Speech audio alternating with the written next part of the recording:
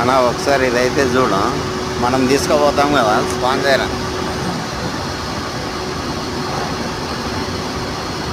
పోయినావా ఈ ఫ్యాక్టరీకి ఎప్పుడైనా? ఎక్కడ చెప్పు. ఇది బాలనగర్ ఇది జయరాజ్. ఆడనా ఇది ఏం బుల్లెట్లు అవి బుల్లెట్ తయారైంది. చూసినాను మన మా బండి తోటి గ్లాస్ పగిలిపోయింది ఈటికి.